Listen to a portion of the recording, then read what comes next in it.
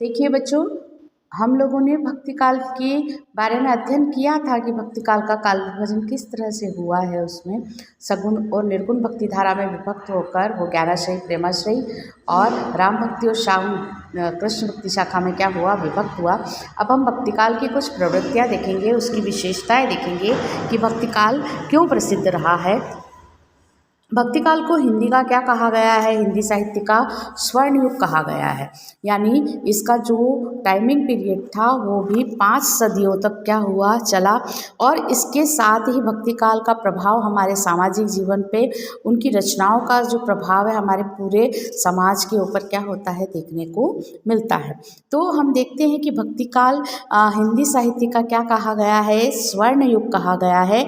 मैं आपको बार बार बोल रही हूँ कि आपको ध्यान रखना है कि भक्ति काल जो है वो हिंदी साहित्य का क्या है, स्वर्ण युग कहा जाता है। ठीक है, तो हम देखेंगे कि भक्ति काल की जो विशेषता है वो क्या क्या है। तो भक्ति काल के साहित्य में भक्ति भावना की क्या रही, प्रधानता रही। स्वाभाविक सी बात है कि जब हम ईश्वर की भक्ति करेंगे और उनसे संबंधित ही रचनाएं लिखेंगे तो उसमें भक्ति काल की भक्ति भावना की क्या होगी, प्रधानता होगी। काव्य जो था आध्यात्मिकता के प्रभाव से क्या होता था, परिलक्षित होता था। यानी व्यक्ति का संपूर्ण आध्यात्मिक विकास क्या होता है, भक्ति काल में हमको देखने को मिलता है। ईश्वर के सगुण और निर्गुण रूपों की मान्यता के कारण भक्ति धारा 2 भागों में विभक्त हो गई। मैंने आपको आगे भी चार्ट के माध्यम से बताया कि भक्ति काल जो था वो 2 भागों में क्या हुआ था, विभक्त हुआ था।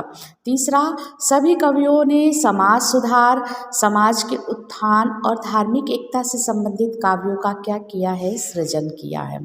ठीक है, जितनी भी रचनाएं लिखी गई वो कहीं ना कहीं भक्ति भावना से तो अभिप्रेरित ही थी, लेकिन उसके साथ ही वो सामाजिक सुधार के लिए भी क्या थी, हमें मोटिवेट करती थी, अभिप्रेरित करती थी, प्रेरणादायी थी।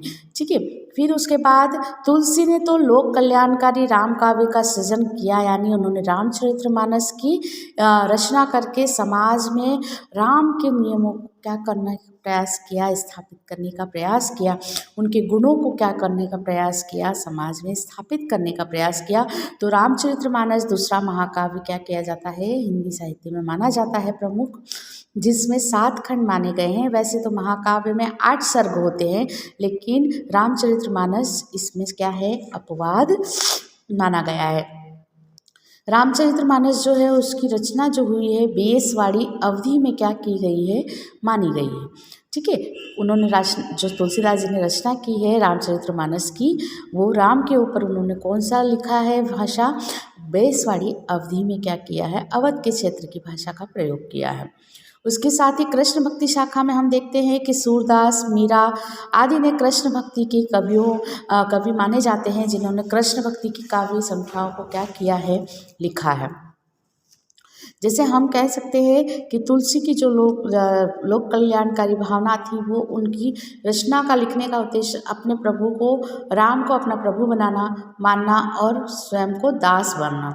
यानी उनकी भक्ति भावना जो थी वो दास्य भाव से अभिप्रेरित थी। किंतु इसके विपरीत सूरदास की भक्ति भावना जो थी वो साख्य भाव से, उन्होंने ईश्वर को अपना सखा क्या किया है, माना है। तो इस प्रकार से उनकी भक्ति भावना जो थी वो साख्य भाव से थी, और मीरा की जो भक्ति भावना थी वो गृहस्थ भाव से क्या थी, अभिप्रेरित थी। आगे हम देखते हैं इस काल के कवियों की कविताओं में भाव पक्ष और कला पक्ष दोनों का ही सुंदर समन्वय हुआ है। ठीक है, फिर इस काल के कवि और इस काल में लिखा गया साहित्य विश्वविख्यात हुआ।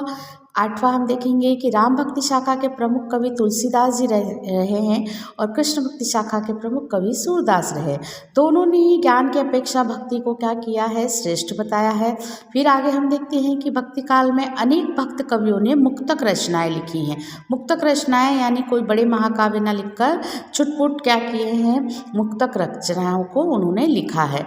मुसलमान के जो कवि रहे हैं सूफीवाद से अभिप्रेरित रहे हैं, और भारतीय सिद्धों और नाथ परंपराओं के प्रभाव से काव्य में उन्होंने रहस्यवाद को भी क्या किया, प्रतिष्ठित किया। ठीक है। जायसी, उस्मान आदि ऐसे ही क्या थे, प्रेमाश्रयी काव्य लिखने वाले, महाकाव्य लिखने वाले क्या थे, कवि थे। मलिक मोहम्मद जायसी ने इस समय जो लिखा था वो पद्मावत लिखा था, महाकाव्य कहा जाता है वो। फिर उसके बाद वात्सल्य का जितना सुंदर चित्रण सूरदास ने किया है वैसा तो अन्यत्र क्या है, दुर्लभ ही है। क्यों? क्योंकि उन्होंने वात्सल्य का कोना कोना झाँक लिया 9 रसों के साथ ही, इसलिए पंडित विश्वनाथ जी ने उसको 10वें रस को, वात्सल्य रस को क्या किया, महत्वपूर्ण स्थान प्रदान किया। इस प्रकार हम देखते हैं कि सूर और मीरा के काव्यों में गीत शैली का प्रवर्तन हुआ, यानी हम उन गीतों को क्या कर सकते हैं, गा सकते हैं। आई होप आपको भक्ति काल की विशेषताएं समझ में आई होगी।